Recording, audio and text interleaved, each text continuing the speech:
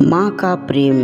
एक मध्यवर्गीय परिवार के एक लड़के ने 10वीं की परीक्षा में 90% अंक प्राप्त किए। पिता ने मार्कशीट देखकर खुशी खुशी अपनी बीवी से कहा कि बना लीजिए मीठा दलिया, स्कूल की परीक्षा में आपके लाडले ने 90% अंक मिले हैं। माँ किचन से दौड़ती हुई आई और खुशी खुशी बोली, मुझे भी दिखाइए, मुझे भी मेरे लाल का रिजल्ट देखना है। उसी बीच लड़का फटाक से बोला, बाबा उसे रिजल्ट कहाँ दिखा रहे हो? क्या वह पढ़ लिख सकती है? वो तो अनपढ़ है। भरी आंखों को पल्लू से पोंछती हुई माँ दलिया बनाने चली आई। ये सब पिता ने देखा और कहा, हाँ बेटा, तुझे बिल्कुल सही कहा। जब हमारी शादी हुई तो 3 महीने के अंदर ही तुम्हारी माँ गर्भवती हो गई। मैंने सोचा शादी के बाद ही कहीं घूमने नहीं गए, एक दूसरे को ठीक से समझे भी नहीं।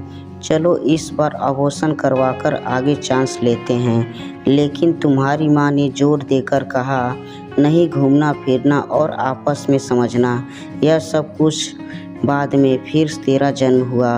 वो अनपढ़ थी ना, जब तू गर्भ में था तो उसे दूध बिल्कुल पसंद नहीं था। उसने तुझे स्वस्थ बनाने के लिए हर दिन 9 महीनों तक दूध पिलाया।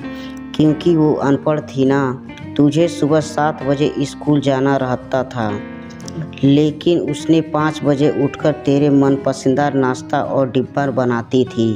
क्योंकि वो अनपढ़ थी ना, जब तू रात में पढ़ते पढ़ते सो जाते थे तो उसे आकर तुम्हारी कॉपी और किताब बस्ते में भरकर तुझे बिस्तर पर सुलाती थी और उसके बाद ही सोती थी, और रात में बार बार जागकर तुझे ओढ़नी से ढकती थी। बचपन में तुम ज़्यादातर समय बीमार रहते थे, तब वो रात रात भर जागकर भी सुबह जल्दी उठती थी और काम पर लग जाती थी। क्योंकि बेटा वो अनपढ़ थी ना, तुम्हारे लिए ब्रांडेड कपड़े लेने के लिए मेरे पीछे पड़ती थी और खुद सालों तक एक ही साड़ी पर रहती थी। क्योंकि वो अनपढ़ थी ना। ये सब सुनकर लड़का रोते रोते अपनी माँ से लिपटकर बोलता है, माँ मुझे तो कागज़ पर 90% अंक मिले हैं, लेकिन आप मेरे जीवन को 100% बनाने वाली पहली शिक्षक हो। माँ, मैं आज भी अशिक्षित हूँ और आपके पास PhD के ऊपर भी उच्च डिग्री है। क्योंकि आज मैं